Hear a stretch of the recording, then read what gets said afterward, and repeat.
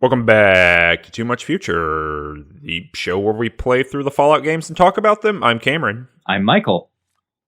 I almost said I'm Michael for some reason. Gonna switch it up. Become different people for a little bit. Gonna do like one of those the double things, when we finally we meet up and we're just like freaky clones. We can only say Jeff, whatever that guy's name was. In the vault. What's his name? You mean Gary? Yeah, Gary, there you go. The one. Is there a Gary in Fallout New Vegas? I don't know. I haven't met a Gary yet.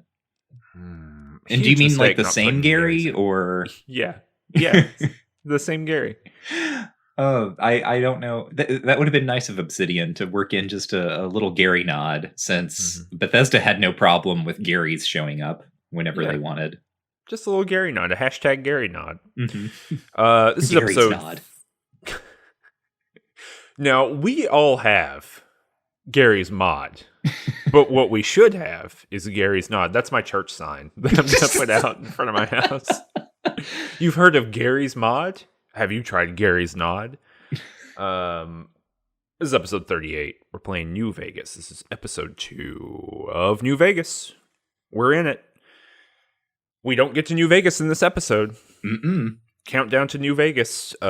T minus some numbers. Conspicuous absence of New Vegas in Fallout New Vegas so far. Yeah, where is it? Where could it be? We did quite a lot for this episode, Michael. Yeah, this is a very interesting quest chain in terms of its design. So the quest that we did, sort of the overarching quest that structures this episode, is the quest called They Went That Away.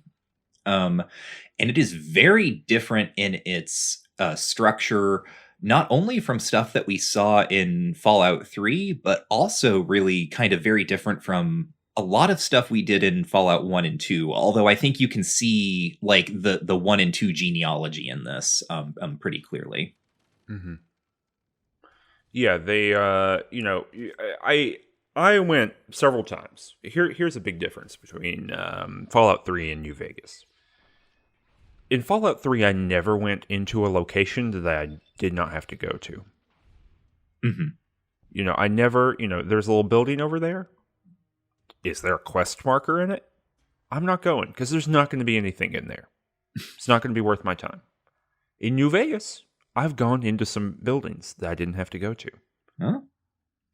Seems important. Yeah. Yeah, no, it's really interesting. Especially, I was thinking last time we talked about kind of the visuality of this game, or sort of like, I should say, the spatial visuality, right? How you can look into the distance and see things and then go there, as someone or other once said. And how it, in general, in this game, in New Vegas, that is happening much more than it ever did in Fallout 3. And that's, to be perfectly clear, right? I'm referencing a thing that was said about Skyrim. So not trying to dig Bethesda too much, but it really highlights the difference in the world design. Like, I feel like, so just to recap, last episode, we woke up in Good Springs. We're trying to find who shot us. And we've been told we should go to the town of Primm, which is right down the road, really. And the feeling of walking down that road and seeing Primm kind of come into view is really interesting, because I cannot think of a time when a similar thing happened in Fallout 3, where I felt like I was walking through a kind of, this is a loaded term, but like wilderness, or sort of like empty space, right? A sort of like non-inhabited space in between two different habitations that had some sort of like relationship to one another. And here it's just like, yeah, no, here is a town. There's another town down the road. And of course, everyone in one town knows about the other. And as you are walking in between, kind of in the empty spaces between towns, you see, in this case, the thing that makes Primm recognizable is this bizarre giant roller coaster that's built into one of the casinos. Yeah, when I saw that from a distance, I was thinking, is that a roller coaster or is that a mine cart? Whatever. And yeah, it is. Yeah, I think something really interesting. I had a similar feeling, and in fact, I had a similar feeling this whole episode. And part of the reason for that, it has to do with, I think, the world design here is really good. Meaning, I think that locations and the kind of sight lines that you have are really well thought out. It's clear that the developers are thinking, okay, you're coming from X direction going toward Y object. So what can we put in your way to make you loop around, or what kind of mountains or hills? So there's some real good discouragement, I think, to keep you from going, just as the crow flies. I think another big difference here is it's flipped from Fallout 3. Fallout 3 did a weird thing where it's kind of world design argument is that urban areas are dangerous. Urban areas are the most dangerous place you can go. That aligns with some real world politics that we're not going to get into, but I think it's worth thinking about these things. Urban areas are the most dangerous place that you can go. So basically, as a player, unless you want to get in fights with super mutants or really strong, mercenaries or whatever, you need to skirt around everything. And so the work of playing Fallout 3 was, weirdly enough, don't follow the roads. Chart your own path, figure out where you need to go, and then figure out the best route to get there. And so it was a lot of this kind of like scrambling, scrounging, and I think that's definitely on purpose, right? This idea that you have to begin to identify where it's going to be difficult to get through. You have to think about what resources you have, and then you have to route yourself. And it's this very much wasteland scavenger kind of vibe to it. I think it's successful at that. But the flip side of that is what Fallout New Vegas is doing, which is that the roads are probably the only safe location. If you stick to the road, you'll probably be okay. It's cutting through the wilderness where you're going to run into weird groups of enemies or, a bunch of rad scorpions or a bunch of ghouls or whatever, and they might kill you, right? Because I think lethality, at least at this level, is a little bit higher than it was in Fallout 3, at least for me. And so you end up in this weird thing where in Fallout 3, it really was about like just kind of looking at the geography and figuring out how can I most efficiently get there without dying, especially in the first half of that game. Where this game is, I'm going to get on the road, and I'm going to follow these kind of directed sight lines. I can literally follow the road signs to where I'm going, and it'll get me there, and it won't be all that dangerous. That's just a totally different vibe. And I think that New Vegas is a more successful one. I think the idea of, this is patrolled. The NCR, has cleared these roads or is trying to clear these roads. There are traders on these roads. It gives a feeling of the world being inhabited and not just being kind of like a world of monster dungeons. And it kind of goes back to that mythical kind of vibe we were talking about before, that Fallout 3 really does feel like a fantasy game in some ways. And New Vegas continues not to feel that way. Yeah.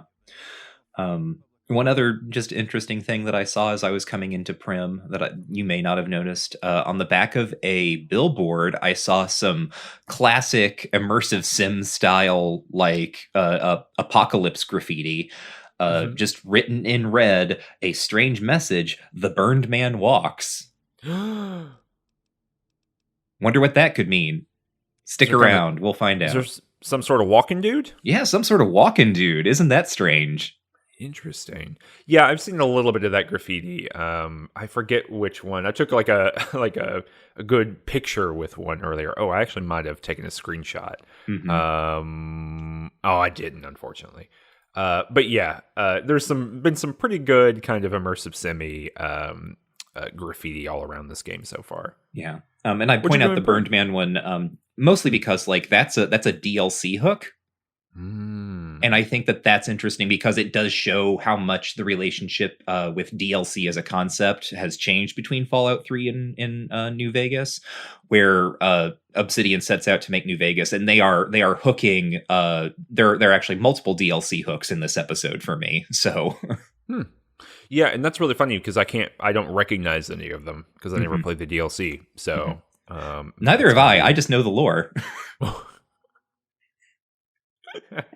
I've never played the game. I'm just way into the lore. Let me tell you about the Krogan.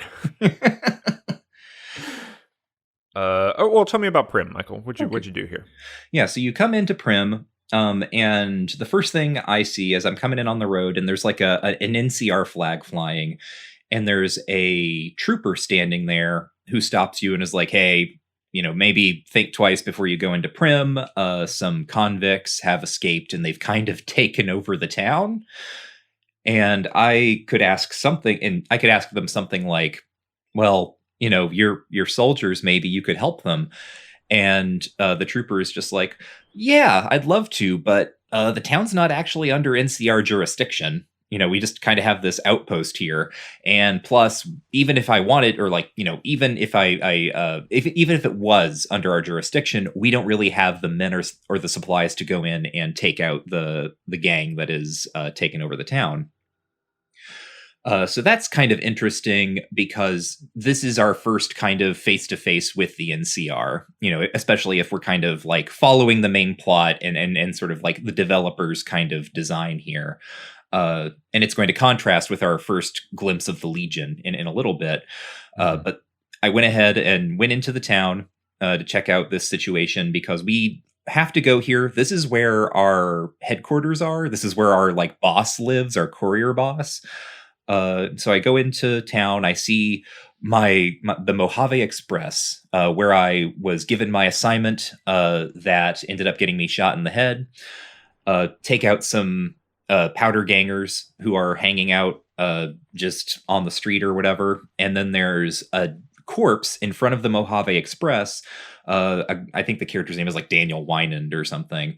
And he is carrying another courier like item list, right? A one similar to ours, whereas ours was like 6 of 6 or something. This guy's is like 4 of 6, and it's almost entirely the same. Like we had the exact same job, right? Take this object, take it to such and such a place near New Vegas, and hand it over, and you'll get this amount of money. The only difference is that the thing that he was carrying was a giant pair of fuzzy dice. Mm-hmm. And so that's interesting. You go into the Mojave Express, it's emptied out because everyone's kind of in hiding on account of the gangs taking over. And then there are 2 casinos in town. One is the big one with the roller coaster around it, and I think it's called the Bison Steve. Did I write that down correctly? I think so. I think that's right. And then the other one is the Vicky and Vance Casino, and you can see like billboards for this one as you're coming in. It's kind of like clearly based on a Bonnie and Clyde style couple, and this is the casino where all of the townspeople have kind of holed up to fend off the convicts who have taken over. So I went in there and I talked to a couple of people. Did this work out basically the same for you? I did not go to the Mojave Express. Like even a little bit. Okay. I thought I just kind of assumed, hey, I need to like solve this town problem first with all these dudes running around doing violence. I will need you. Well, let you tell me what you did here. I talked to an old fella. Did you talk to this old fella? Yeah, I did. Johnson Nash. Who's our courier boss, in fact. Yeah. And he explained that, the convicts had taken over the town and they were holed up in the Bison Steve. And I could ask him a couple of things about the job. He said, first of all, I was like, hey, I got shot in the head while doing the job and someone stole something from me. Can you tell me anything? And he was like, yeah, that job was really weird from the beginning. There were that cowboy robot, he mentions it. That cowboy robot hired 6 couriers and only gave him like random crap, right? Fuzzy dice, a chess piece, and then our giant novelty poker chip. Had 6 couriers and was sort of sending them off in all directions, but all delivering to New Vegas. And then there was one courier who was initially on the schedule, on the docket, who had our package. And then when he saw, your name, like the player character's name, so presumably when he saw Lucky Nell, he said something like, wait a minute, she's still around? And then he refused to take the job. He said, no, let Courier 6 take the job. And so there was some person who knows us, who knows the player character, who had a very weird reaction to seeing our name and then had us take this job anyway, either because he knew something about it or had weird vibes about it. And Johnson says very clearly to him that it was very clear to him that we had some sort of history with this character. And just to like bracket here, this is another DLC hook. This is like this character. I actually remember this confusing me a lot when I first played the game, because I thought that this was going to be in the main game because of how sort of upfront it is presented. But no, this plot thread actually kind of falls away and disappears for a little bit, but it does get picked up again in the DLC. So the important thing is this job was weird. Cowboy Robot hired us, and we are the only one who failed, says Johnson. He got like sort of, cash, like payment forms or whatever for all of the other couriers. So we are the only person who did not make our delivery. That's all done. And then I asked, can you tell me more about do you know anything about the men who shot me or who might have come through? And he says, well, you should talk to Deputy Beagle, who's the closest thing we have to a lawman here. And he's been taken captive by the gang in the other casino. So, go do something about that. And so I set off to do that. So I have a question here about this cowboy robot. Okay. I don't understand. Okay, so Cowboy Robot creates the job. Uh-huh. For 6 couriers to take 6 objects from point A to point B. Uh-huh. Where are they taking those objects to and from? To and from. So they are taking these objects to like the north side of New Vegas. Mm-hmm. I think is specifically where they are being told to go. I am not sure where they are all going from. I know for some reason, I don't know if maybe the couriers themselves had to go pick up the objects, because I know per the lore that the player character, our courier, came through the hub.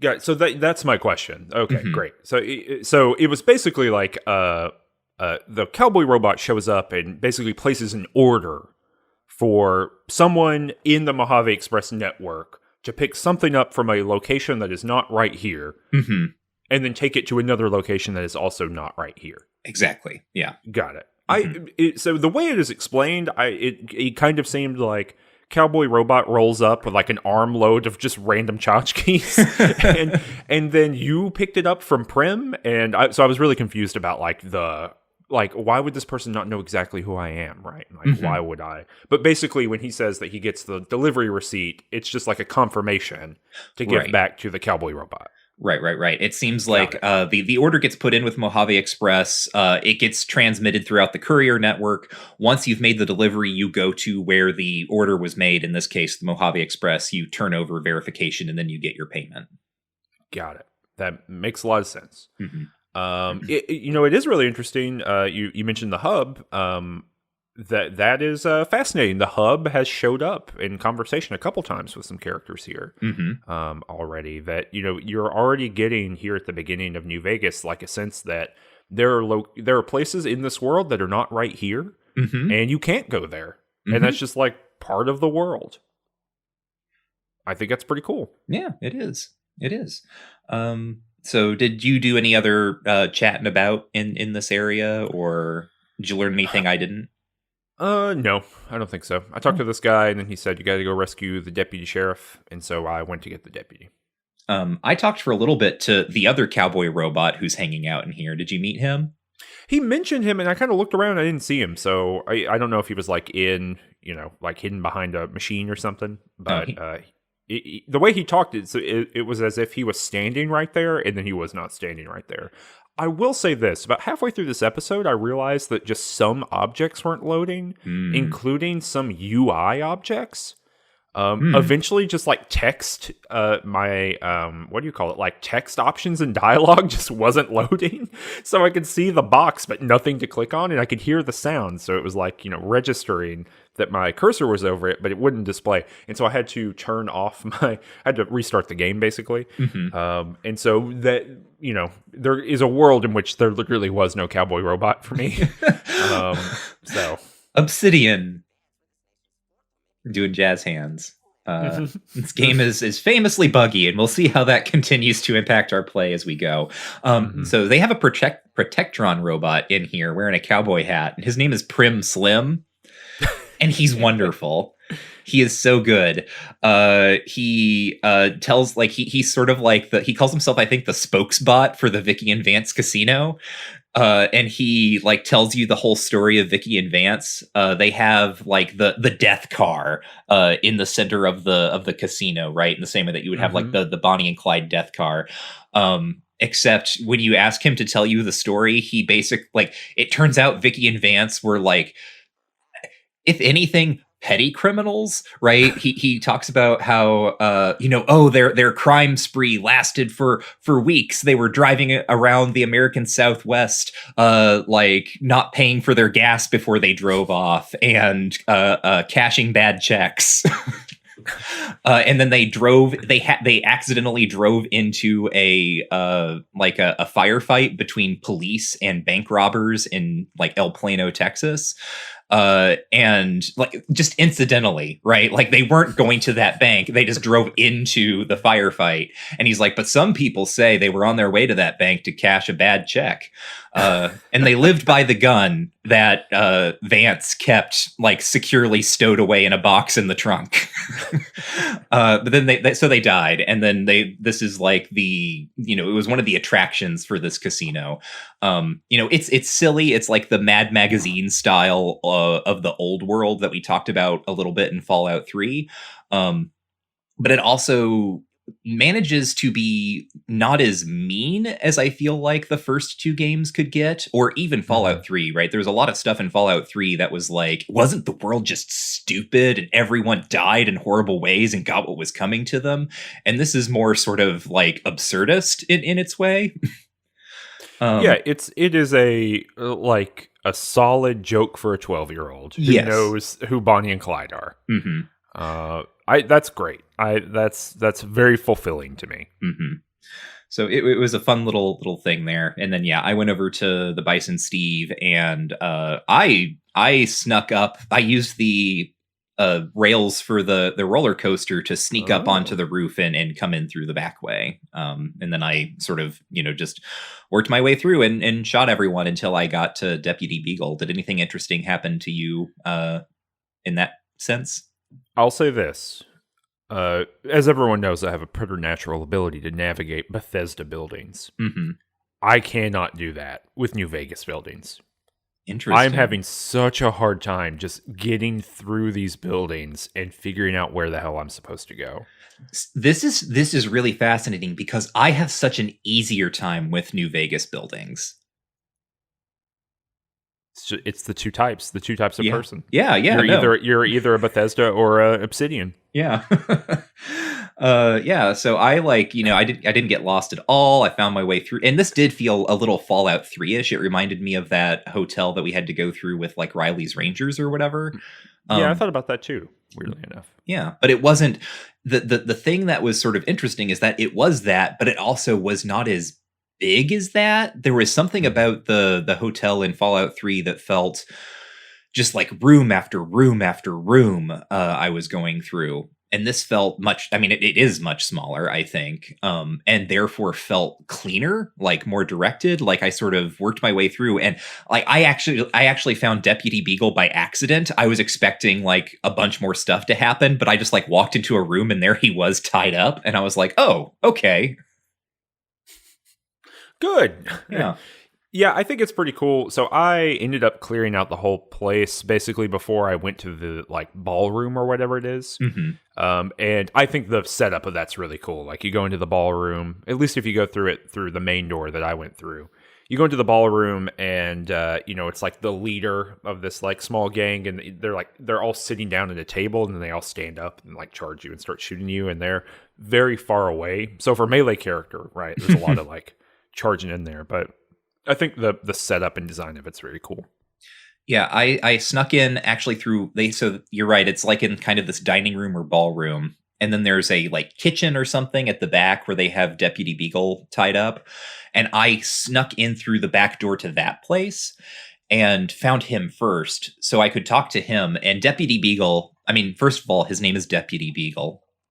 That just, I don't know. There's something about the clear way in which that name was chosen to signal something about this character. Mm-hmm. And he has kind of a sort of like gentlemanly Texas accent or something. Mm-hmm. And he's like, I would be so delighted if you would free me. And I instead used a speech check to be like, hey, you were told, I was told that you knew something about these men who came through who shot me. Tell me what you know, or I'll leave you here to rot. And he was like, you seem like a trustworthy type. And he told me that they probably went to Novac, another city, sort of another little settlement further down the road. And he said, if we want to get to Novac to find these folks, then we should probably go through Nipton, because that's safer, right? It saves us, as you said, right? If we stay on the road and go through settlements, we'll be safe. If we try to cut straight through to Novac, then we have to go through a bunch of wilderness, and who knows what's out there. And he says something like, and I will not be there to protect you because I need to stay here for Primm, right? Mm-hmm. And so I freed him. I also used another speech check to say, you should also help me fight these people because we're going to have to shoot our way out. And he was like, sure. And then we did, and he died. Yeah. Oh, that's right. So you missed. So did you not get the next quest then for what to do about Primm? Well, the next quest I got was I shot my way out. Beagle died, and I went over to Vicky and Vance's to talk to Johnson Nash, and he was like, "Well, we need a sheriff." Gotcha. So it's really funny. If Beagle survives, similar thing happens. You get this quest for like find a sheriff for the town. But what's really funny is that I got it because he survived. I had already kind of cleared the whole place, and so we just walked out. And so you're talking to Deputy Beagle, and I was like, well, he's like, oh gosh, we need a sheriff. And I was like, well, you're the sheriff now, And he says, no, I can't be the sheriff. I'm the deputy.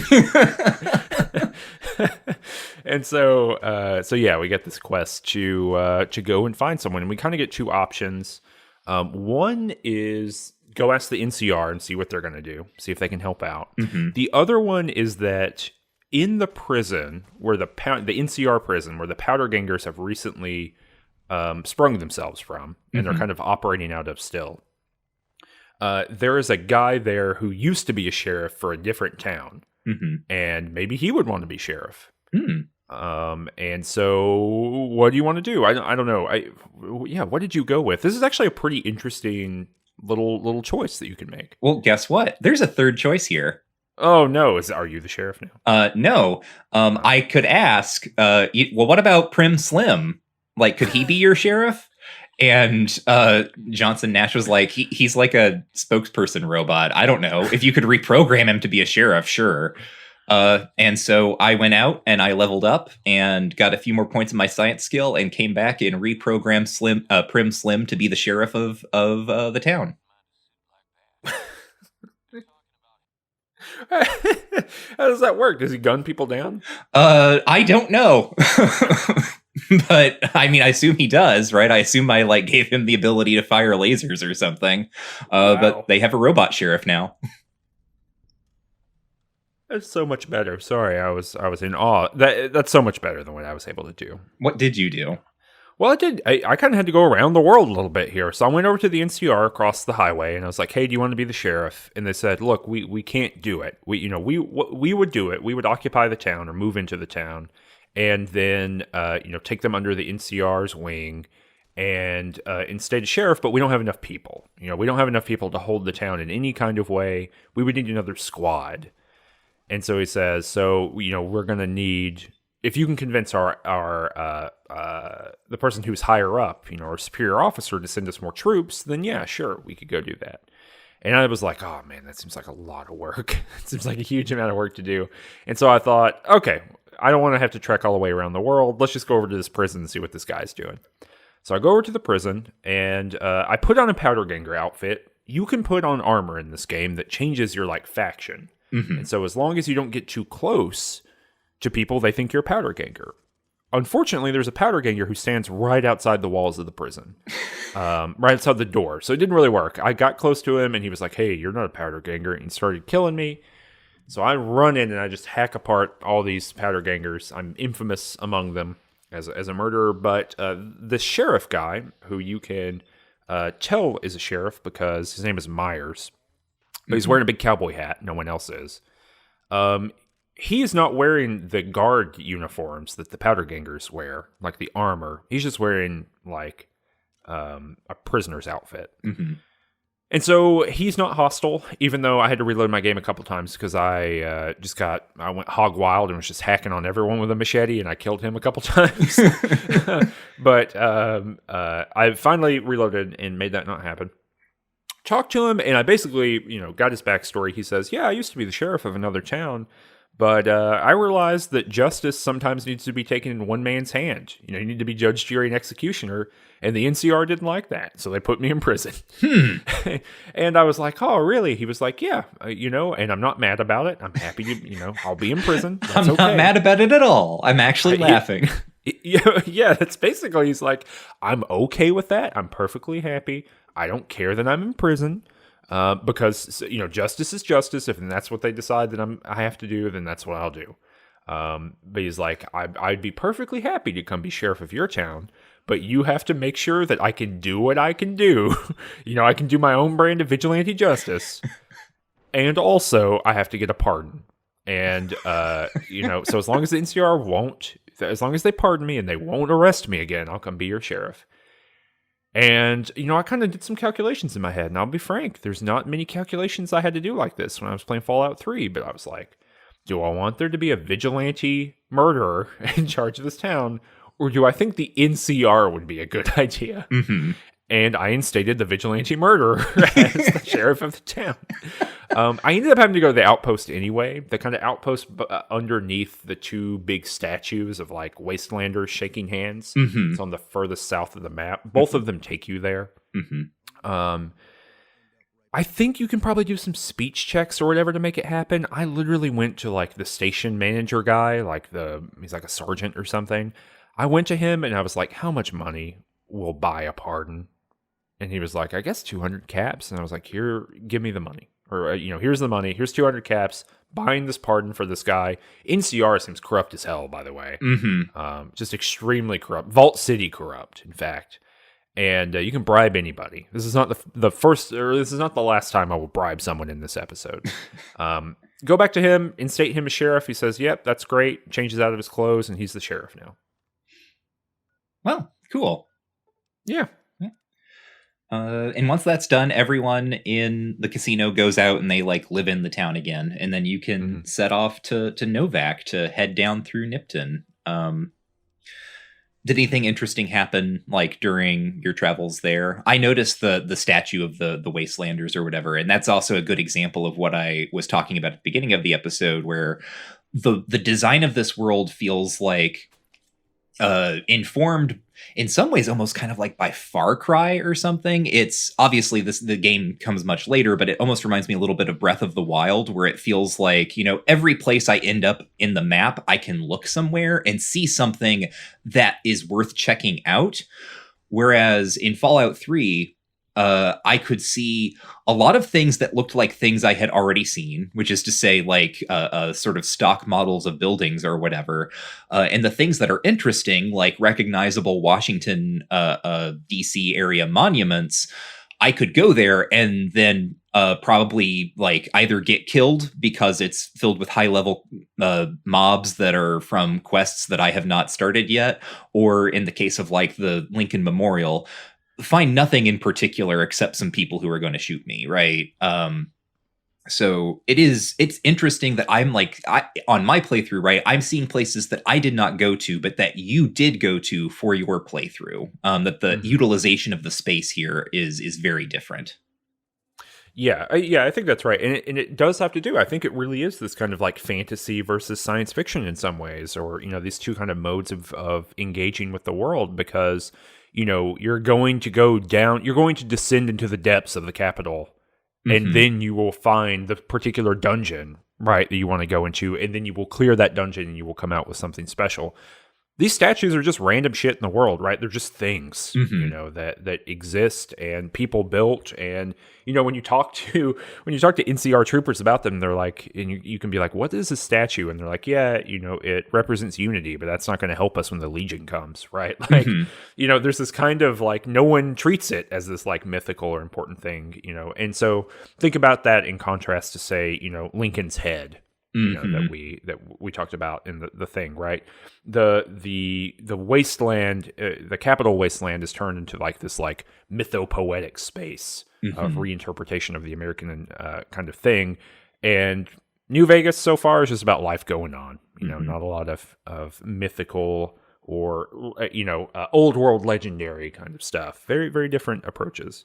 But yeah, went down the road, fought a bunch of different types of enemies. Really starting to see a bunch of ghouls now, having to fight them. But made my way down to Nipton and met a guy who loves the lottery. So I came into the town in a different way.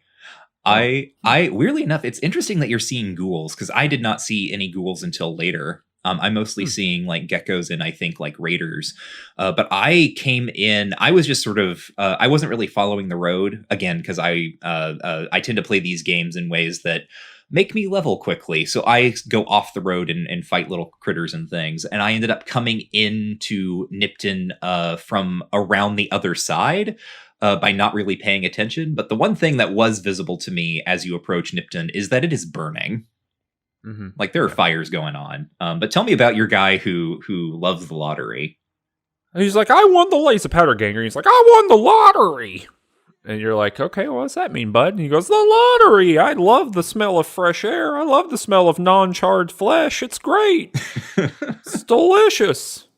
And I was like, well, what did you win? He's like, I won the lottery. It's bad. This character, this whole like, just burn the town and make me walk into it and find out what happened. I don't need this little like guy who won the lottery and wasn't slaughtered with everyone else, because the thing that you find out immediately afterward is that the Legion is here. Mm-hmm. There's a guy named Volpes in Colcha. Mm-hmm. Does that mean the cult of the wolf? What's in sure. Colcha mean? It could be. I'm not good enough to Latin to do that on the fly. Like I don't know my declension. Like I've forgotten a lot of my declensions. Is Volpes, or is that wolf or fox? Vulpes would be fox. Yeah, Volpes is a fox, right? Yeah. Isn't that true? Mm-hmm. I don't know what in Colcha means. What's that? It would be something like to grow or cultivate in, right? Into growing like the fox. Mm-hmm. Kind of a play on hungry like the wolf, if you ask me. Mm-hmm. But anyway, you go in there and you talk to him. He's like, I'm extremely creepy. Mm-hmm. I'm creepy and bad. And as you walk in fact, before you talk to him, you can see that the road of Nipton is lined with telephone poles and crosses that are where people are crucified. Mm-hmm. Real Randall Flagg energy. Yep. Check out Just King Things, the show where we read and talk about the books of Stephen King in publication order. In particular, our episode on The Stand, where people are getting crucified on telephone poles in a post-apocalyptic Las Vegas. Mm-hmm. And so, this is really uniting. It's the kind of imagery of the Roman Empire and the Holy Land, right? Mm-hmm. The time of Christ, all this stuff. I can kind of see where it's coming from. But there's a guy, and he's wearing like a wolf hat, and his name is this Volpes in Colcha, and he's got a bunch of dudes with him. And he just starts like talking about how evil he is and how he like lured everyone into a trap and he murdered them. And this is to give you a sense of like what the Legion is about. This is the kind of thing that they do. Right. He says this is a town of sin. Right. You get a sense he probably doesn't like New Vegas very much. Yeah. He calls them, the first word he uses to describe the people of the town is degenerates, which is like an extremely loaded political term, right? Used by fascists in the real world to describe a multitude of people that they would like to get rid of. Yeah. And, he basically says that, that's why everyone in this town is dead except for this guy who won the lottery. Because, what they did is he tricked the town somehow, and I got some more details on this, but he basically tricked everyone in the town, like trapped everyone, and then held a lottery where everyone was given a lottery ticket, and if they, like, when their number was drawn, something horrible happened to them. Some of them were taken away to be slaves, and then the majority of them were crucified or beheaded or killed in some other horrible way. And he gloats about how they were all weak because there were more of them, they outnumbered us, but they never tried to fight back, right? And he also talks about the other issue is that there was a sex workers operating out of this town, which he did not like. And I don't know, like, Legion isn't good is the thing. Yeah, and so he ends this kind of thing where I was like, I think this is bad. I think what you did was bad. Yeah. And he says, well, if you don't like it, you should attack me. Yeah, okay. See how that goes for you, Buster. Yeah, what he wants you to do, right? He's like, tell people of the lessons that we taught Nipton, right? Like, that's what he wants you to do, is to, like, go around and, like, spread the word about like how badass and unstoppable the Legion is. Did y'all hear about the Legion? They destroyed Nipton, this town I don't know anything about. The well-fortified town of Nipton. Yeah, so did you fight him? Well, so I was of two minds about this. In my, like, role player brain, yeah, like, I wanted to fight him, and I in fact did kill him and all his dudes. Mm-hmm. And I didn't die. So, I proved that to myself, and immediately, infamous to the Legion, all that kind of stuff. Mm-hmm. But for the sake of the show, and I don't know where we're going, right, with the show, and I don't know exactly how we need to split up the rest of the game, and we didn't talk about it. In the canonical playthrough, I reloaded my game and then let him go. But I proved to myself that I could do it. Well, Eleanor had a very sort of similar response to non-canonical talk, but Lucky Nell, as she is now known, had an even stronger response, basically because of the way that the Legion is clearly defaming the honorable pastime of gambling and the sacred force that is luck, right? That not, like, role player brain, right? Not on board with the message that's being sent about luck and gambling through this kind of death lottery. So Lucky Nell pulled out her grenade launcher and blew everyone up. Oh, yeah, I had dynamite. I could have blown them up. I hacked them all apart with a machete, and it worked out just fine. Yeah. So, yeah, I am still vilified by the Legion, and that's going to play a role in some later things. Yeah, that seemed like, we didn't talk about this at all before this very moment, but I, in my heart of hearts, knew that was going to happen, and that's part of why I didn't do it. I just thought, maybe one of us should have an easier time with some parts of this game than the other person does. So I let them go. I didn't want to. I think it's bad. I think the Legion is bad. I don't want them in my wasteland. Seems like their form of governance is unfair to me. And now all we got to do is, elect the right people into the Legion and wait a good 80 to 150 years, and I bet they'll whip right back around. Yeah. I think they'll be perfectly fine. Just like the Legion we remembered. Yeah, we'll just wait it out. When they were only a slave empire of 70 tribes. Mm-hmm. But it seems like you did a quest here. Is that true?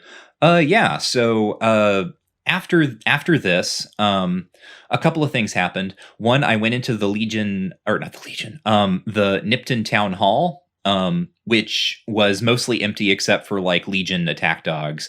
But I worked my way up to the top, and I found out that this town had been sort of taken over, like, by a no good guy from the hub named I wrote his name down. Where is this?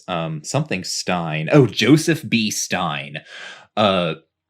Who is he is, I guess, a pimp, right? Who came in from the hub with two sex workers, and he set up shop in Nipton, and that became a draw for lots of people, right? He talks in his, like, he has like a computer terminal, and there's just a couple of notes here. And he talks about how the merchants in this town really like it because like having sex workers here means that like there are soldiers coming in from the NCR, but also there are Legion soldiers coming in, and this is one of the things that Volpace is so pissed about, is that he's like, oh, they had no loyalty, right? They just took money from anyone, and he specifically like uses a derogatory term for sex workers to describe the people of Nipton and why they had to die. So there's kind of some backstory there. For what it's worth, the mayor is funny in how stupid he is, because he's just like, wow, I never expected I'd be mayor. I should like go back and run for office in the hub. And then apparently Volpace comes to him and is like, hey, if you... the people in town don't really like the powder gangers because they are kind of, some raucous convicts. And so... and they're blowing people up with dynamite. Yeah. Yeah. So Volpace... That might be a reason. So Volpace comes to the mayor and he's like, hey, if you lure these powder gangers in, like with, like promises of sex or whatever, then we'll kind of come in and take care of them for you. And we'll also pay you like 8,000 caps or something. And the mayor's like, oh man, like what a great deal for me. 8,000 caps. This will work out fantastically. I can't believe what a simpleton, right, that this, Legion guy is.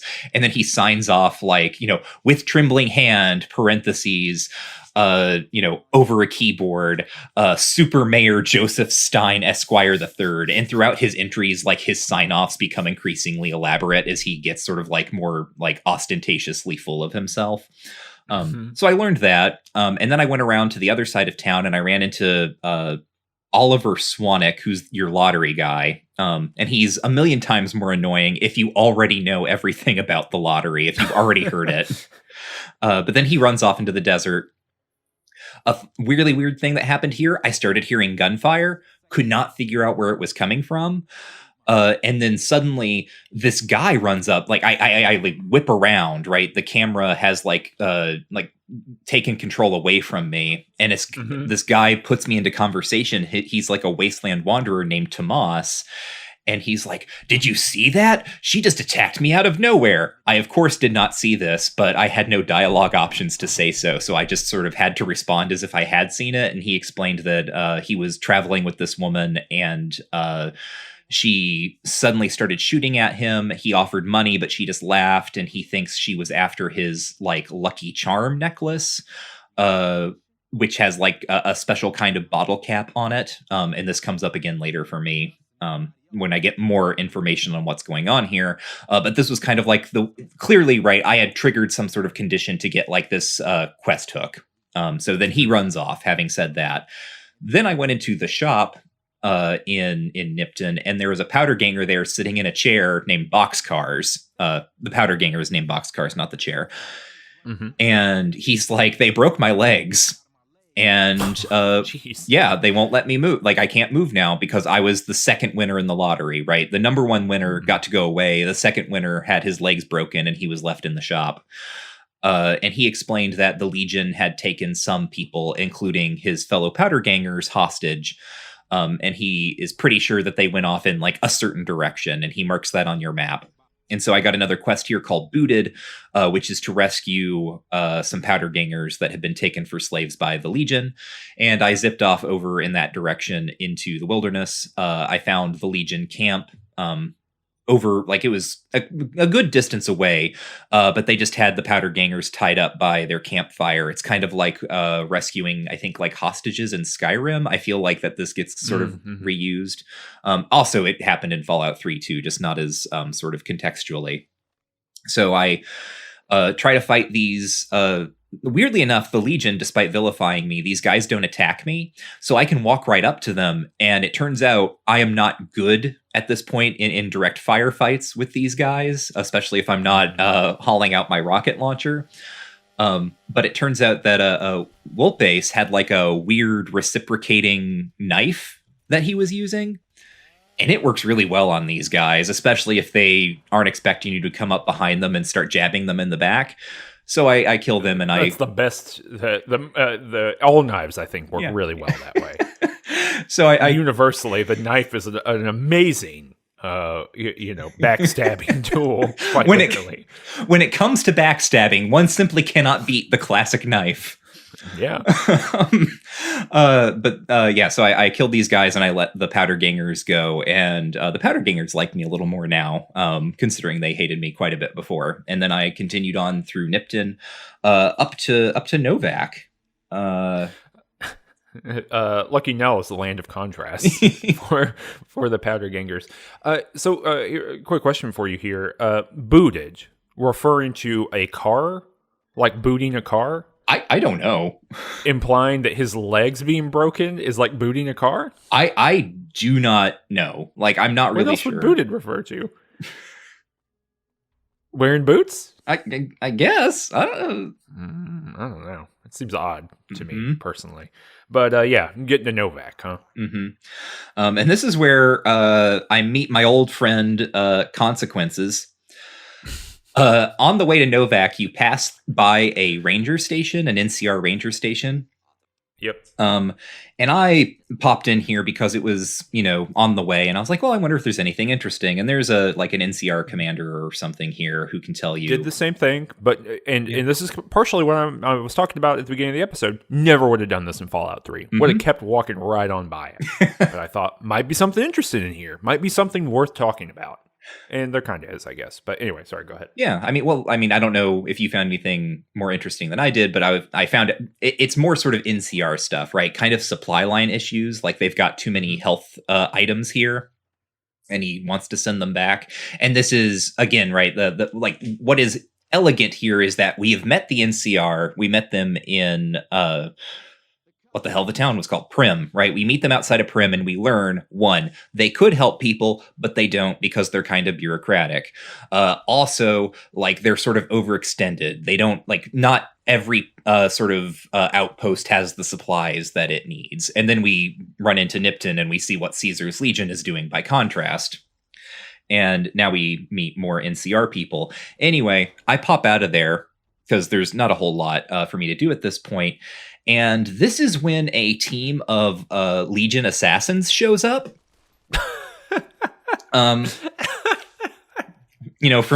For my various crimes against the Legion. Yep, I get it. That'll happen. Uh-huh. And these guys, so there's maybe 4 or 5 of them, and they're pretty strong. And so I die a lot because no matter what I do, it auto-saved as I stepped outside. No matter what I do, when I leave this ranger station, these Legion assassins are coming on their way down the road specifically for me. And I had a lot of fun trying to figure out how to get away from here without catching their attention. I was trying to figure out, is there a way I can lure them into this place and sort of pick them off one by one? And I die a lot. And that would be frustrating if weirdly enough, this was not a lot of fun. And it's one of those weird things about gameplay, right? The fact that I knew that I was asking for this by going so hard against the Legion. Weirdly enough, this makes me think of sort of older Bethesda games, right? It makes me think of sort of Morrowind, where you do something and now suddenly every time you wake up, there's an assassin standing by your bed. But anyway, what I do eventually is I get out of this place and sort of hide behind a wall until I guess the assassins can't. They know I'm around, they're looking for me, but they're not really alert to me. And so I sneak out and around and I just, go on my merry way down the road to Novac, which is very visible again, because there's a landmark. There's a giant dinosaur statue, which is nice. I ended up walking through, I have 2 things to say here. One is that I ended up walking through a lot of gunfights between the NCR and the Legion here. Mm-hmm. They're just battling, in the wasteland. And that's pretty cool because you can pick up their stuff and no one cares. Mm-hmm. You get a bunch of free items doing that. The other thing is it's really funny to hear the story about these assassins because I've been playing Assassin's Creed Revelations, probably the best Assassin's Creed game. And it has a mechanic in there that are called, I think, Templar Stalkers. Mm-hmm. And they're literally just dudes in crowds who, while you're playing the game, if you stand around too much, they just show up and stab you. And then they run away. And that's the whole mechanic. It's delightful. Just guys who stab, and they're looking just for you. That was an important part of early 2000s video games. It really was, I guess. Yeah, or early 20 teens, I guess. But get to Novac, big dinosaur there. I talked to the hotel proprietor, who basically gives me a little bit of a rundown that there are... I don't know why the dinosaur is here. Maybe you can explain that to me. But there's also this site that's called the Repconn site. That's a Robco facility that is dedicated to sciencey stuff. I get some additional information about that too. But why is this big dinosaur here? Do you know? There are so many people screaming right now at the podcast. Why? Cameron. Are there real dinosaurs there? Cameron, have you never seen Pee-wee's Big Adventure? Oh, I have, but it's been a long time. Okay. Well, there's a giant... I know that he goes to the Alamo to go to the basement of the Alamo. Yeah. He also goes to the giant dinosaur statue outside the motel in Vegas. And I think that's a real hotel, right? Like it's a tourist thing, right? Like you put the giant dinosaur statue outside your motel and people show up. Yeah, of course. Yeah. I would go there. Okay, that's fun. Yeah. So yeah, and that's another sort of like nice sign of the way that this relates again to this like kind of like the real world space of that the game is taking place in or sort of riffing on, rather than just being like, what if you got to the big dinosaur statue from Pee-wee's Big Adventure and it was filled with ghouls? It's like, no, there are people living in it. They're sniping dudes out of it. Yes. Yeah. Oh, actually, one other guy that I met on the road was a dude named Malcolm Holmes, who again popped out of nowhere to tell me about. He like noticed me picking up a Blue Star bottle cap, and I didn't react to it, so he wanted to run up and tell me that they were kind of special. And this is like it's a one of those types of quests where it's like if I get like 50 or 100 or something of these like special bottle caps, then I can go to a certain other place on the map and unlock a whole kind of optional quest. But he talks about how Sunset Sarsaparilla, which is kind of like this alternative to Nuka-Cola here in the Mojave, had these special bottle caps, and there is someone named Festus who is out there waiting for someone to collect enough caps and then unlock like this incredible pre-war treasure, right? That's the legend. And so people really seek out these special bottle caps. Yeah, so just talking about the dinosaur too. Wait, do you have more bottle cap information? No. I was going to say more about the dinosaur, so you can go on. Oh, just so I tried to get a little bit more information about the dinosaur just with people I talked to. I talked to a guy in the gift shop. Did you talk to this guy? Yeah, I did. And he's like, yeah, we got dinosaurs. You want to buy a T-Rex? You want to buy a dinosaur? It's our best seller. Everyone loves it. And there's actually a really funny joke here. So he basically says, oh yeah, dinosaurs. And I can be like, well, do you have anything else like guns? And he's like, yeah, I guess we have some. And then like under his breath, he's like, no one ever buys the dinosaur. Yes. Which I thought was really good. But the other thing he says is there is a Repconn, the Repconn facility that, is across the street, basically. They had a gift shop and they liquidated their inventory at some point. And so it's all here. And one of the things is one of the things they can sell is like a rocket that's full of glowing liquid. And apparently, at some point, right? This is like the funniness of the Obsidian way of doing this, right? It's like this guy's got a lot of pre-war information for some reason. But apparently, in the time when that happened, kids would buy this souvenir that's just like basically a lava lamp. They would buy this souvenir and they thought it was Nuka-Cola, and so they would drink it and it would do bad stuff to them, to the point where the condition was called the Repconn shakes. Yes. And so he just delivers all this to you, and I was like, geez, this is very Fallout 2 to me. Of like, here's something that's a little bit funny but really bleak. Yes. Like children are drinking this pre-war nuclear fluid and it's killing them basically. Giving them lifelong symptoms. I don't know. It's just a real interesting wrinkle in the world. Yeah. Yeah, no. And did you go into his house? He has like a little bungalow here on the motel grounds, and it's filled with the little dinosaurs. Yeah, because no one buys them. Yeah. No one will buy the dinosaurs. Yeah, That's good.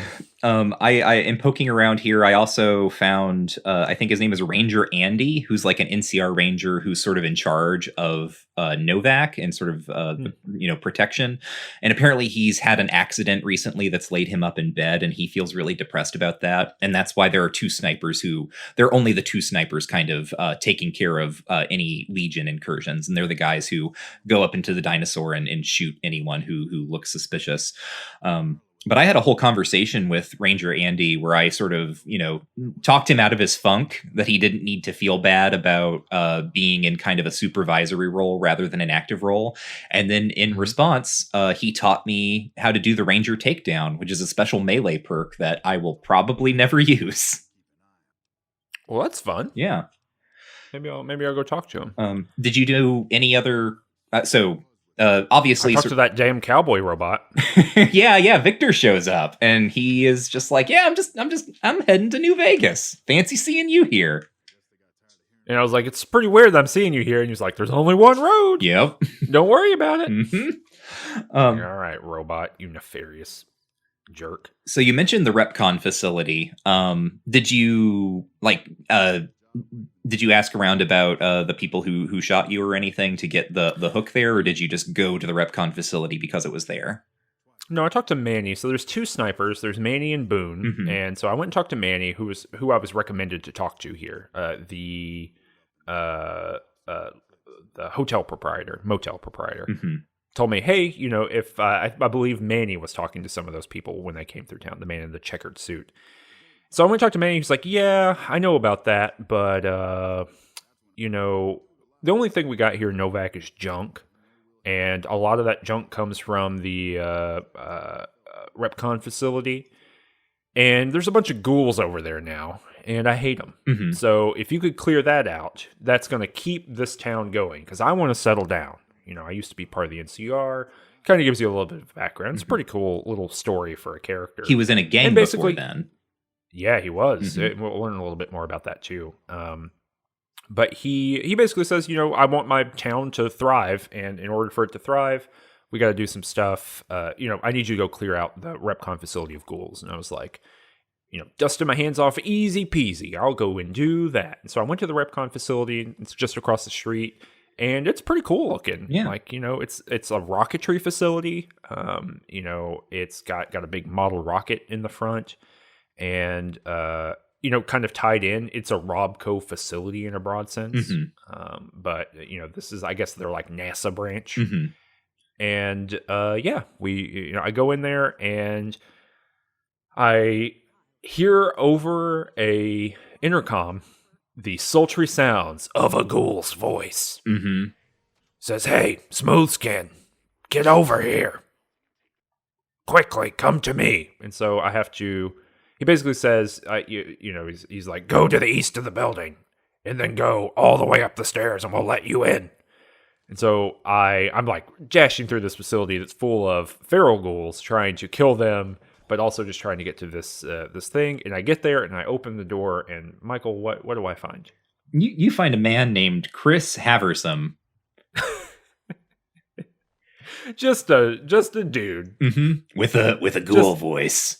He's got a ghoul voice, and that's very funny to me. That's such a good joke. Mm-hmm. Just that there's a human being with a ghoul voice. Mm-hmm. But he believes he's a ghoul. Mm-hmm. Now, I didn't bring that up. I did, and he's just like, what are you talking about? Like, he just will not believe you. Which is pretty amusing. And I get more with this character later, but I also should probably backtrack on my own just a little bit and explain some of the circumstances for why this was different for me. So I did a whole bunch of other little side quests in Novac. Huh. Yeah. Just very, very quickly. I was talking to Jeannie Mae Crawford, who's the woman who runs the motel, and she mentioned that there was a guy in town, a Brahmin trader, he was complaining about his cattle turning up dead. And I went over and talked to him, and this is like a very clear callback to Fallout 2, right? I think in one of the second town in Fallout 2, you had basically this exact same quest where like someone was coming and killing someone's Brahmin in the middle of the night, and you had to go camp out. Yep. So I went and asked him about that, and he was like, yeah, no, we like woke up in the middle of the night and we heard all this sort of like noise outside. We heard what sounded like someone screaming or shouting. It seemed kind of like nonsense, and it was really scary. But by the time we, kind of got together and had the bravery to look out, whoever it was gone, and one of our Brahmin was dead.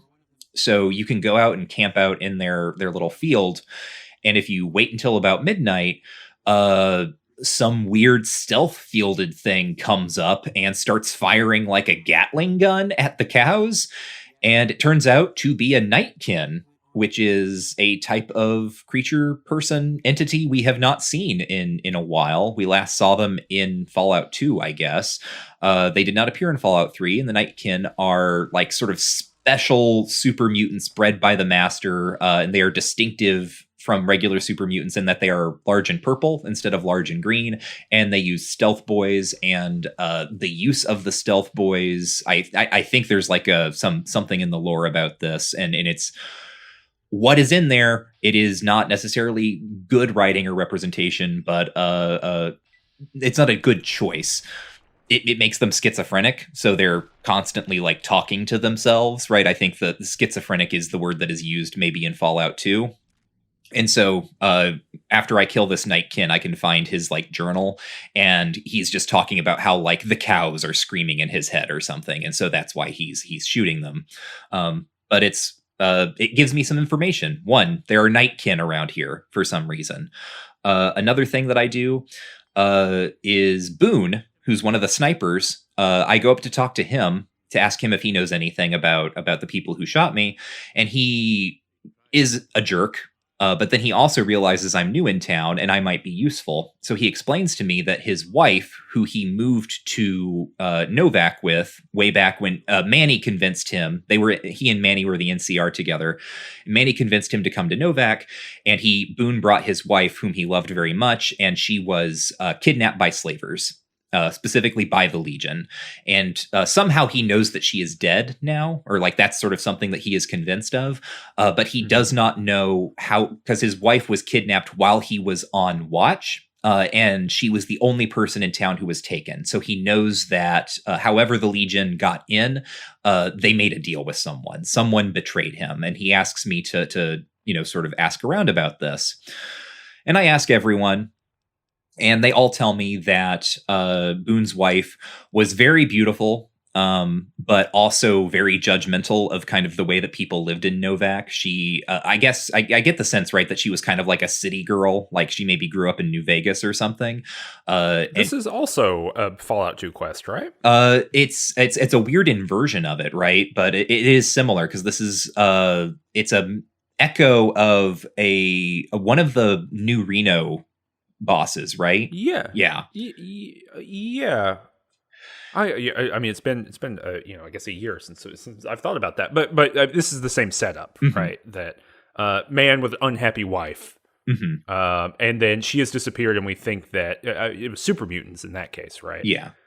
But anyway, sorry, go ahead. Oh yeah. So I sort of ask around. Everyone is kind of on the same page here. But then there is a guy also in town named No Bark Noonan, who is kind of like the local crazy dude, quote unquote crazy. Did you talk to this guy? No. So he is another kind of old school Fallout character. But weirdly enough, I feel like he ends up being in Fallout 2, I remember there was like one guy that we were talking to who was obviously like, he was elderly and like was in cognitive decline. And that was played very much as kind of like a joke where he was just like, oh, he just remembers nonsense and things are crawling out of the toilet or whatever. Mm-hmm. This is sort of like that, but not quite, again, not quite as mean, where he is like, saying ridiculous things. He talks about, I asked him about all sorts of stuff. I asked him about Boone's wife, and he was like, oh yeah, no, like I saw I saw people going into the motel at that night or something. I believe it was the mole rats, right? It was the mole rat people. The mole rat men is what he calls them. He says that they lure our women below ground with promises of riches and mud mansions with all modern appliances. They covet our women folk for their hair, which they use to make wigs, they all being hairless at best. So, I mean, I get it. Yeah, that makes sense. This checks out. This is all like this is amusing, I guess, for what it's worth, right? At some point he mentions like people think I'm crazy just because I got stabbed in the head by a bunch of rad scorpions. God. Yeah. But he also talks about the Repconn facility and how he's like, oh, it's not ghouls, like those are communist ghosts. They want to restart the rocket program so they can fly to the moon and paint it pink and draw Lenin's face on it. And he talks about how he's seen the commie ghosts himself, and he's seen them disappear and reappear before his very eyes. But, quote, being a scientist, I cannot rightly say if I might have just blinked for an unusually long amount of time, being so frightened by the appearance of a commie ghost. I mean, same. Yeah. So all of that, very interesting, but it gives me the clue that I need, which is that whoever sold out Boone's wife was in the motel, right? Had some sort of access to the motel, and No Bark recommends that I check out something in the lobby. So I go over to the lobby and I find the safe behind the counter, and it's locked, but I figure you got to break the rules to right some wrongs. I pick that safe and I find a bill of sale from Jeannie Mae, who turns out she did not really like the way that Carla, Boone's wife, was complaining about Novac, and so she sold her to the Legion. And that's pretty crappy. Boone has given me a job, which is that once I find out who sold his wife, to lead that person in front of the dinosaur while he is on shift, and to put on his little red beret as a signal that I have found them, so he knows to shoot them. And so this is the only option I have here now. And Eleanor is very anti-slaver, so she's not too hot on Jeannie Mae right now. Goes over, leads her in front of the dinosaur, puts on Boone's beret, and Jeannie Mae gets sniped. And then I go up to talk to Jeannie Mae, or not to Jeannie Mae, I go up to talk to Boone, and he's like, well, thanks for that. I sure feel hollow now that I've got my vengeance. And I'm like, hey, why don't you join me? And we can wander the wasteland together and right wrongs and fight the Legion and stuff. And he's like, yeah, sure. So that's how Boone joins my party. Another thing that happened, back in Primm, there is a robot in the Mojave Express, like an iBot named Edie, it's broken. And this entire time I've been picking up the things that I needed to fix it. You can either, I guess, like fix it outright if you have a high enough repair skill or a science skill. But I don't have either of those. But it was basically like the third option was you can just get these replacement parts, and that will like fix this robot for you. And I think I got like the last sensor module I needed here in Novac or something. So then I zipped back to Primm, I repaired the iBot, and now I have two party members with me as I go into the Repconn facility, Boone and Edie. Wow. I don't have any of that. Yeah. I mean, just that's all to say. By the time I get up to talk with the ghouls who are upstairs, Boone and Edie have kind of already killed all the ghouls that are running around here, which makes me feel really bad when I find out who's leading these ghouls, a fellow named Jason Bright, who is himself a ghoul and is very upset that all of the sort of feral ghouls, as they are called, sort of the brothers and sisters that are part of his cult, because it turns out he's running a cult here, that he wanted to like sort of save. I sort of killed them all. I'm sorry, Jason. Yeah. Yeah, I didn't get a good sense one way or the other if what he wanted me to do with about that. He didn't seem too pissed off at me. No. Thankfully. But yeah, he's part of Jason Bright, and he's part of like the Bright cult, and they're going to take a thing called the Great Journey. And it's pretty cool. It's pretty clear immediately that this, and he's like a glowing one, so he's like giving off this radiation aura. Although, weirdly enough, I don't get rads, but it has the visual effect. And basically, the gist here is that he's trying to shoot ghouls into space. He's had like some sort of vision. Yes. Yeah, it's pretty unclear. He's like, yeah, I know it's out there, and it's the promised land. Let's talk about the intermediary, and then we'll talk about the Great Journey itself. So anyway, he basically says, look, we go down to warship every day and to like repair the spaceships, the rockets, so that we can go in space. And one day, some invisible people jumped out and started beating us up and killing my dudes. And so now we're stuck here. So if you go and defeat these things that are invisible and killing my dudes, then I'll be able to leave. And then your quest will be complete because the ghouls will be gone. And so I say, okay. And this is when I learned about the Nightkin, who are invisible super mutants, or sometimes invisible super mutants. I went around and didn't encounter any of them, weirdly enough, until I talked to Davison the Nightkin, who is a Nightkin, and like you were saying, right, they are insane, right, like comically, like comic book insane, right, and so he is the commander. He tells me a little bit of a story about himself that he was, made by the master. So we're getting a lot of Fallout 1 here, which you could forget about, that is almost entirely out of the picture, but in Fallout 3. So, this is kind of reorienting us to the West Coast in some ways, and the lore here, the story, the broader narrative story here. But he says, we were with the master, and he can't really remember, something bad happened, and they had to wander across the wasteland, and ultimately they ended up finding another leader called Antler, which is just a Brahmin skull. But it talks to him and does all this stuff. And it like tells him what to do. I guess the conversation's like kind of funny, but not really. Like even in the style of writing, I don't think this is particularly interesting. But what's fascinating here is like, I was like, all right, I want to save the game and then I'll determine what I want to do here. Because basically he says, he gives you an option. He says, we will leave.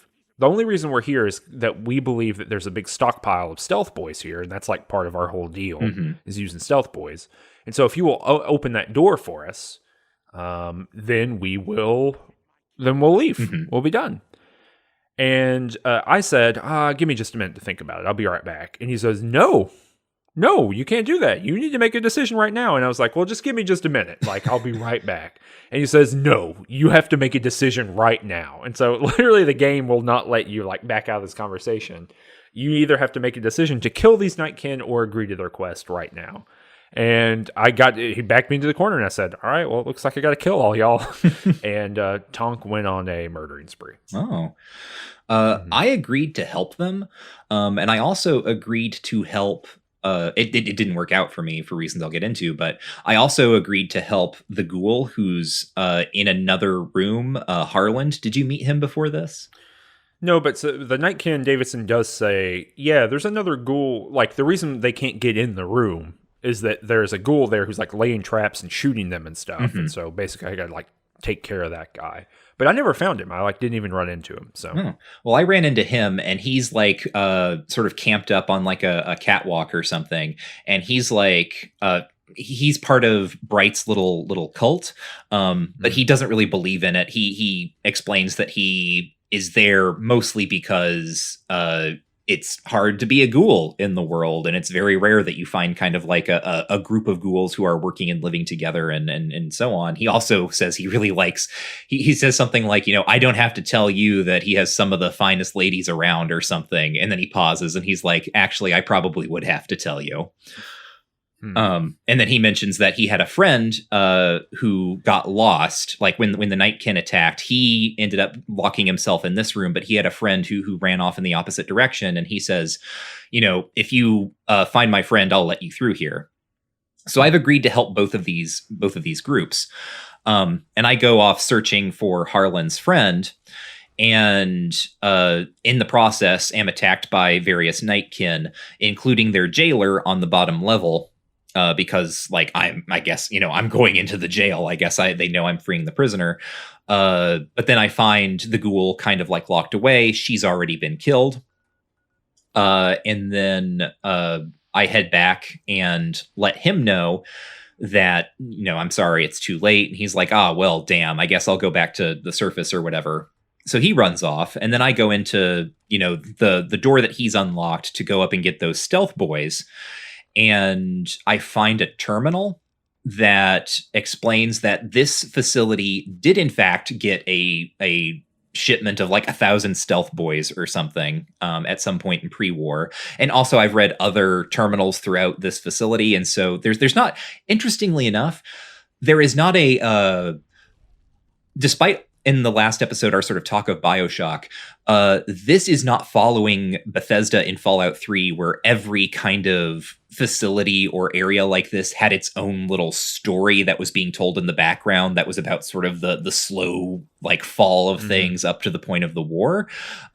It's much more, I might even say Gygaxian, in the sense that the terminals are just like office correspondence, and we find out that the facility was not originally Robco. They were just bought out by Robco before the war.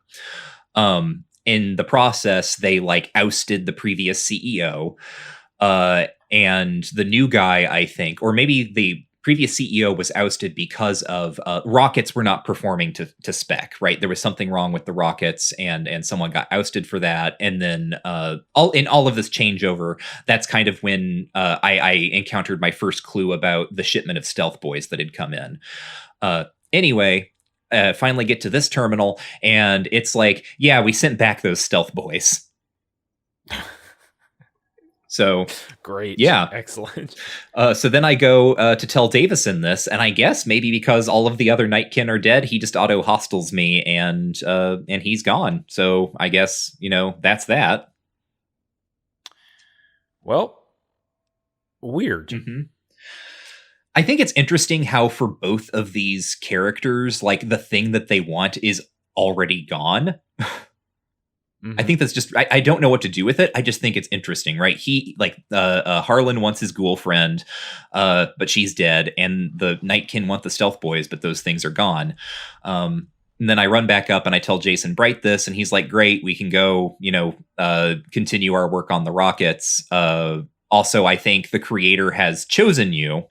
He has, sort of sent you for a reason, in the same way that he sent Chris, our other human friend. And you can talk to Jason about the fact that Chris is human and not ghoul. And Jason's just like, yeah, we tried to talk to him about that, and he's just not listening. But we think that's the creator's plan for him to believe this. Mm-hmm. Yeah, he is not. He is very willing to just be like, yeah, whatever. We just let him think he's a ghoul. Who cares? Yeah. He's good at rockets. He's an engineer. You know how many engineers there are? Yes. So yeah, you like go down into the basement kind of, and you go into the rocketry facility, and you got to go do like these two little micro quests.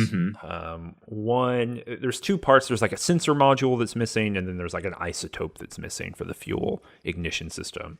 And the sensor module is easy to do. You just go find the woman who's like the junk trader in Novac. She's got it. I paid for it. I'm sure there's more interesting ways to do this quest, but that's what I did. So I bought that from her. The other one is Chris is like, yeah, there's a facility way out, in some location. He gives you this location. He says, you can go try there, but, it's a really difficult radioactive thing to handle. Who knows?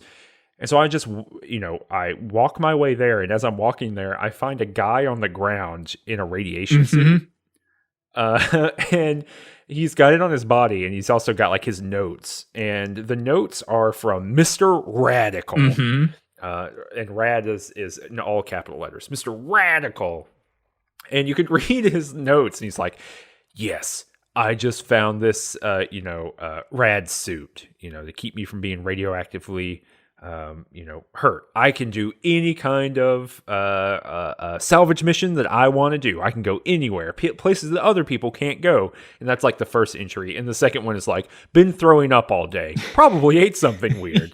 And the next one is like, oh, I love going places that are radioactive. It's great. No one else can do it. When I get back home, I'm going to pour this radioactive isotope all over my suit. It's so funny. Like, it's really good. And so clearly he thinks it makes it, he believes that the rads make him immune to, the suit makes him immune to radiation, when really it just gives you some resistance to radiation. He talks about going to the Yucca Mountain facility. It's some really great kind of writing, because he's like, I went down and it was pretty hot, on the Geiger counter or whatever. And I stopped going any deeper because I could hear something big moving below. mm-hmm. So there's this implication that there's like a like a radioactive Godzilla growing down in Yucca Mountain, which is pretty cool. Mm-hmm. Which is a real world nuclear waste storage facility. Mm-hmm. So anyway, that's basically what I got. Got the isotope, took it back, gave it to Chris, and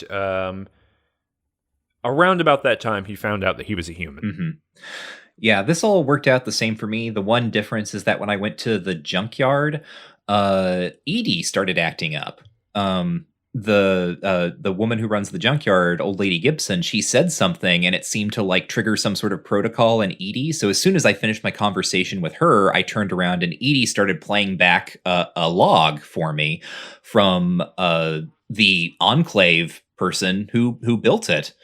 Because it turns out it was built on Adams Air Force Base, and was being sent west on some sort of mission. And it was like, if you're hearing this in one of the Enclave offices in Chicago or something, give this robot the repairs it needs and send it on to Navarro. Which we will remember from Fallout 2 is where Navarro was the place where the Enclave, like the port that they used for the what was it? Was it an oil platform that they were on at the end of that? I don't remember if it was like an oil platform or something else. But anyway, that was where they came and went. Like an oil derrick, I think. Yeah. Is that the word? So again, right, more sort of like calling back to the West Coast history of the franchise and so on.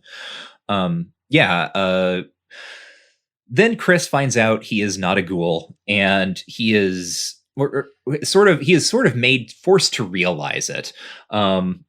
Bright has already told me, because I've brought it up with Bright, as I said, and Bright has told me like, oh, we're going to make him a saint, right? He's going to be the saint of the great journey. And then I finally tell Chris here, like, you realize like you're human, right? And he's like, no, I'm not a human, not at all. I think he says he's from Vault 34. Oh, interesting. Yeah, he was like, no, I grew up in the vaults, Vault 34, which is a great place to be if you like, I can't remember, he said something like artillery and target practice. And we're going to see Vault 34 later, which is why this is a fun little clue. But he also says that because he was an engineer, right? He's like, it's not good if you're interested in machines that don't shoot things. So he got put on managing like the reactor core of the vault or something. He's like, who cares if it's going to give him radiation sickness? Who cares if it's going to turn him into a ghoul? Oh, look how horrible and ugly he is already. And then like, it turns out like what happened is that he got assigned to work on the reactor. And then within a few years, he started going bald, and he took that as a sign that he was turning into a ghoul and fled. Poor guy. I know. Did you get any of that? I don't know how. No. Okay, that's interesting, right? Because that's very Fallout 2, where I don't know if it's intelligence or something, but I could have much more in-depth conversations with NPCs in those games. So yeah, he told me that he was balding and therefore thought he was turning into a ghoul. Eleanor at a certain point took the Black Widow perk, which meant that I could tell him that I thought he looked wonderful anyway. And then he was he was like, no. But then I talked him into feeling like, obviously in this conversation, there are two kind of divergences. One is that you can kind of talk him down from his distress, and the other one is kind of encourage him to seek revenge on the ghouls for like exploiting him. And I chose to have him to talk him into not destroying, like not sabotaging the ghouls' plans. Yeah, that seems bad. Yeah, that seems mean to do. He basically just, I didn't even provoke him to any of it. He just had this realization himself, like as the ghouls were loading into the thing. And I was like, you know what? There's this place called Novac, and they could probably use an engineer. Mm-hmm. So you should probably go over there. And I talked to him later, like after the quest, and he was there. He's like, yeah, I like living in Novac. Mm-hmm. So, maybe I got less information, but got a good, something happened that was positive. The thing that's interesting to me about Jason Bright, and he kind of tells a little bit of he monologues as they're getting into the rockets, and basically he says, the world is so bad to ghouls that it would be better to be in space. Mm-hmm. So we're going to space. And this to me is such a weird and interesting development of the like ghouls as racial allegory thing. Mm-hmm. Because, and that's what I forgot the name of the ghoul you were just talking about a minute ago, like the one who needed his missing friend. Harland. Harland. It seems like that's something similar going on there too, right? Like it sucks being a ghoul, so it's better to just be in a group of ghouls. Mm-hmm. This has notes at the end here of the Ray Bradbury story, Way Up in the Middle of the Air. Where Jim Crow South, African Americans pull all of their resources together, and they get tickets to rockets to go to Mars, right? And it's about kind of the racial oppression that's going on in the last moments of that. And this has that vibe to it of like, it would be better to be somewhere else, right, than to be here. It would be better to be blasted off into the unknown. I think the way that we read that story changes when we know about Ray Bradbury's actual racial beliefs about the world.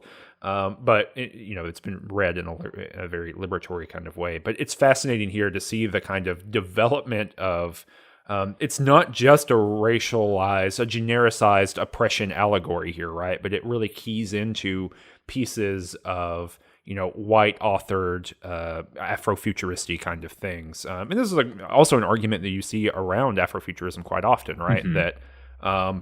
That space is the place, right? Mm-hmm. Literally anywhere other than here to be an alien. Greg Tate, blackness and alienness share a lot of qualities to them. Mm-hmm. That's kind of a big part of Greg Tate's work in the early 90s. So it's just really interesting to me here where most of it seems like the direct relationships here between ghouls and oppression that were so clear in 1 and 2, right? That, they're trying to make that really grounded. It shows up here in a really weird and spectral way, but still kind of fits into that trajectory. Mm-hmm. A fun detail that comes down to the game engine is after Bright gives his little speech to all of the ghouls, which, by the way, I also want to say, I love the design of the ghouls' flight suits. With the big bubble helmets with like the little antenna on top. It's so good. And they're all standing around in a circle while they're listening to him monologue. And immediately after that finishes, as the like NPCs are kind of like the scripting turns back to like their normal, like walking around, they all like look at each other and start saying, hello, hello, hello. Right. Cause it's as if they've just been spawned in. But yeah, so then Chris is like, yeah, you can go up and like, set the launch sequence or whatever. And yeah, I went up, and one thing that is interesting about this whole mission is like the backtracking you have to do, or like walking through places to get to other places, that is not particularly interesting. Not so much that I feel like it's annoying, it's just weird. And then I was doing some reading, and it turns out I think Joshua Sawyer has said that this was the first sort of like set of missions that they like sketched out, and they didn't really know they weren't familiar with the engine, right? Because they're licensing this from Bethesda. And so they kind of designed this without thinking through actually how it would feel to play the game. And that's why there's some weirdness here where like you have to like split up your two little micro quests and then like walk from an empty, like one end of the empty factory to the other end of the empty factory to initiate just what is the end of this quest, right? There's nothing more that you're doing. There's not like unique combat challenges happening. You just got to press a button and watch these rockets take off while Flight of the Valkyries plays. Yeah, and do another weird engine thing, I guess, due to running on PC or whatever's going on, maybe some frame rate issues. The animation for the rocket launching played extremely quickly for me, like way more quickly because I played the game before, right? And this quest, I've actually played this quest several times for whatever reason. Maybe I lost progress or something, but I know the speed this is supposed to run at, or I believe I know the speed this is supposed to run at, and that's not what happened in this playthrough. So it just like blitzed off my screen immediately, instead of kind of taking its, I don't know. It looked weird, is what I'm saying. But yeah, went back. Chris is now one of the engineers. Told Manny. Manny says, "All right, cool. Thanks for doing that. Yeah, I used to be. I think he was a great con. Is that true?" Mm-hmm. Says he used to be a great con. He knows one of the guys who was with Benny, and he says, "Yeah, they're going to Boulder City." Mm-hmm. And so we gotta go up to Boulder City, which is not too far, and we gotta see what's going on up there. Yeah. So I leave the Repconn facility, and I'm heading up the road to Novac. And who should I see but my old friends, the Legion Assassins? Luckily, I now have Boone and... You gotta start fast traveling. You gotta start... This walking everywhere is going to get you hurt. Yeah. So I have Boone and Edie with me this time. So it's still kind of a fight, but I managed to take them all out, and I get into Novac, and I have the exact same conversation with Manny that you do.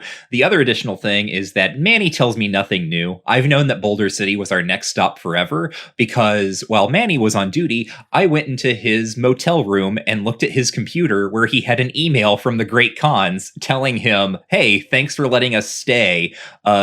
If you ever want to like join back up with us, we're going to be in Boulder City." We could have just totally bypassed this quest, which again is very interesting, very Fallout 2. Like you could just find a thing that cuts through a huge chunk of the game. But then, so I head off to Boulder City, and who should I meet again but my old friends, another team of Legion Assassins. Are they going to stop coming at some point, or you're going to have to deal with this forever? I don't really remember. We're going to see how this works out. It'll be very interesting. But I fought through them, and on the way I met the Lonesome Drifter. Did you meet this guy?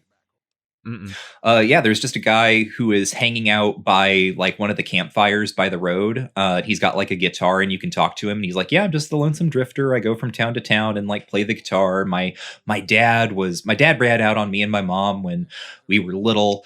He was very mysterious. He was always kind of a stranger around the house, which is kind of an interesting evocation of a special perk from Fallout 3 and in this game that I'll see if anything if anything more comes together with this.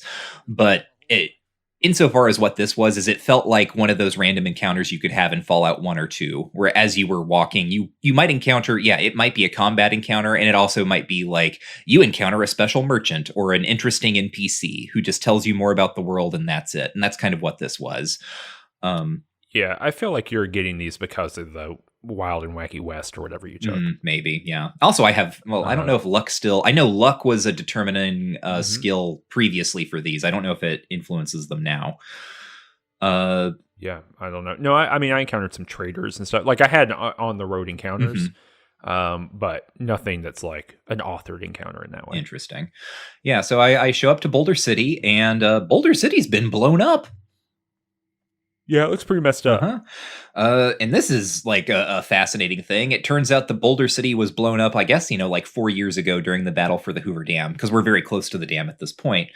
Apparently what the NCR did is they somehow lured the Legion's, people into Boulder City and then just literally blew it up. Like that is how they took out the Legion, is they blew up an entire town. And I guess, presumably also like they evacuated the people who lived in the town. But it another kind of interesting thing where we have seen the Legion destroy a town, and now we have an instance in which the NCR has kind of done the same thing. Not like, obviously like murdering everyone in the town sort of systematically, but where the tactics are being demonstrated, right? This is what these factions are. Here is how they choose to enforce their power and their sphere of influence in the world. Yeah, did you get information from Manny about Bitter Springs? Maybe that sounds familiar. There's like something I didn't get enough information about it. He only had so much, but basically the NCR at some point must have killed a bunch of civilians or something like that. It's a really interesting little piece of world building because he says, I asked why he left the NCR, and he said, I was ready to settle down and not be an NCR trooper anymore. But then he says, and also, I played sick when when Bitter Springs happened. And then and I was like, well, what happened to Bitter Springs? And he says, well, I'm not quite sure what happened. No one wanted to talk about it. But afterward, everyone called us murderers. Occasionally people would yell that. And so the NCR did something. And I'm not quite sure what that is yet. I'm sure we'll figure that out. And I think actually, if I'm remembering this correctly, we're related to this. Like this is going to come back in the DLC in a big way. Got it. Okay. So a little bit of just general world building. Anyway, but that's just to say, I think there's been a couple moments where the NCR it's clearly being set up that the NCR are not just the squeaky clean good people and the Legion are the comically evil. They both have aspects that are good and bad. Although it's hard to do that maneuver when you have had the Legion like crucify people in the streets. I was going to say, I don't get a lot of sense of like the Legion has good points. I mean, I guess like if you're being extremely abstract, you can say the Legion knows what it wants. Yeah, it does. And also, you can get dialogue in this game, like when you talk to Caesar, right? And he like explains the whole system to you. And you're like, and you can be, I don't think I'm like this, but you can be like, okay, I guess I get it. It is a way of structuring the world, but I guess what I'm saying is that, this is not the super mutants versus the Brotherhood of Steel, right? This is something different than that. It's kind of like, the morally gray people versus the absolutely evil people. But anyway, we get to Boulder City and you find out the NCR are occupying it right now, and some of their troopers have been taken by Great Khans as hostages. And there's kind of a hostage situation going on. And the NCR guy's like, look, you got to go in there. You can talk to them if you want to, because that's why I asked. Can I go talk to the Khans, see what's up, see if we can resolve this without everyone dying? And it's pretty cool because you go into the area and there are all these like NCR troopers who are like huddled down and they're ready to do it. And you go over to the Great Khan side and they're in the same position. You see the hostages. And I went and talked to the Great Khans and I was like, hey, what's up? And he was like, oh my God, you're the guy. I talked to this Great Khan. I don't think I have his name written down. Jessup is his name. And he's like, hey, we shot you in the head. Yeah. Dang. What's funny for me about this conversation is that when I walked into the room, Boone spawned in front of me between me and this guy. So he automatically pulls me into conversation, but I have this entire conversation with Boone standing between us and I cannot see him. It's just the back of Boone's head. Boone, come on, Boone, come on, Boone.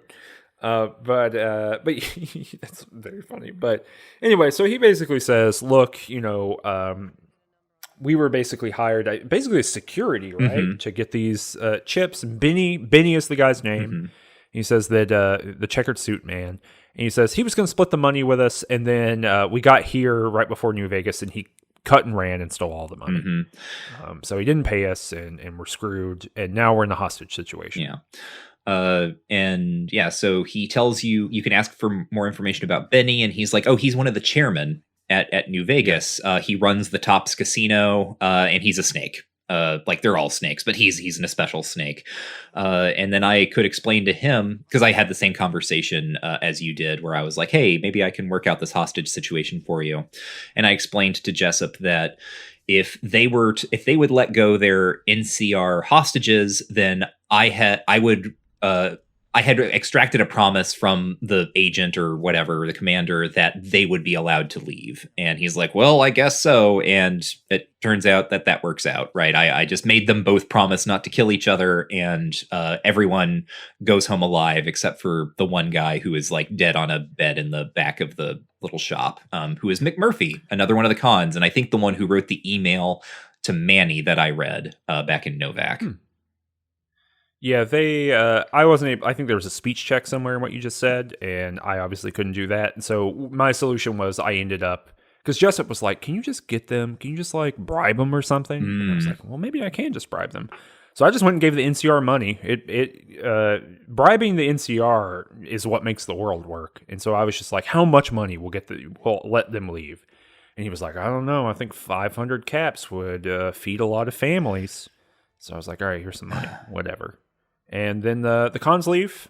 No one gets killed on either side, which is good. And that's the end of the episode. Well, that's all we did. Victor showed up for me. Victor did not show. Oh, well, I didn't leave the town. Like, I just saved my game after this quest was over. Victor rolled up to me after I left the little building where the cons were. That has not happened yet. Yeah, he came up. He came up and he was like, "Well, looky here, it's you again." And he, sort of just, and you can be sort of suspicious of him. And he's just like, "Well, I'm on my way to New Vegas. Like, look me up when you get there. First round of drinks is on me." So that's an interesting note to end on, right? Victor has been trailing us this entire time. He's evil. He's bad. Can he use a gun? Do you know? At one point, I asked him if he would be a companion for me, and he would not. Although he will attack things, right, if you run into the right areas. So specifically, that there's the region sort of north of Good Springs, between Good Springs and New Vegas, where some high level enemies are. If you go out there, he will run out and fight things for you. Gotta keep you alive. Something nefarious going on with this robot. Michael, where can people find you on the internet? Well, you can find me on twitter.com @WarrenIsDead. You can go to patreon.com/rangetouch in order to support this show and the bajillion other shows that we do, such as Game Study Buddies, where we read works of academic game studies and talk about them for a few hours at a time. It's meant for a generalist audience, from game developers to games academics to people who are just interested in these ideas. You should check that out if you want to. There's links down in the description below this episode. Just King Things, where we read through the works of Stephen King in publication order. This show, Mages and Murder Dads, which is similar to Too Much Future, but with the games in the Baldur's Gate franchise and beyond. All kinds of really cool stuff that is supported by listeners like you. The power is in your hands.